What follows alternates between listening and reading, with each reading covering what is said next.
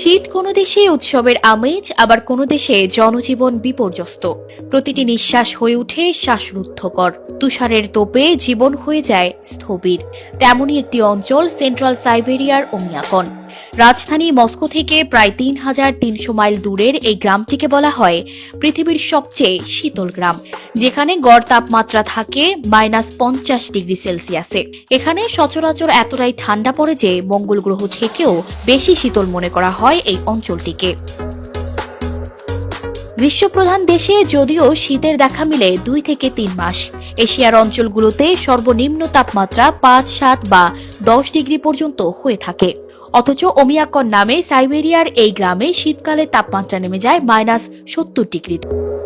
যেখানে মঙ্গলে তাপমাত্রা কম থাকার কারণে মানুষের বসতি স্থাপনের পরিকল্পনা করা যাচ্ছে না, তাপমাত্রা বাড়াতে কেউ কেউ পরমাণু বোমা বিস্ফোরণের মতো পরামর্শও দিচ্ছেন। সেখানে পৃথিবীতে ওমিয়াকন নামে তার চেয়েও বেশি শীতল একটি জায়গা আছে। তবে অবাক হওয়ার মতো তথ্য হলো, এরকম ভয়ঙ্কর বা প্রতিকূল পরিবেশেও বছরের পর বছর ধরে এই গ্রামগুলোতে মানুষ বসবাস করছে।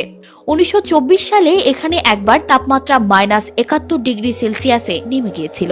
এরপর 2018 সালে তাপমাত্রা নেমে গিয়েছিল 88 ডিগ্রিতে। মাত্রাতিরিক্ত ঠান্ডার কারণে তেমন কোনো ফসলও হয় না অঞ্চলটিতে।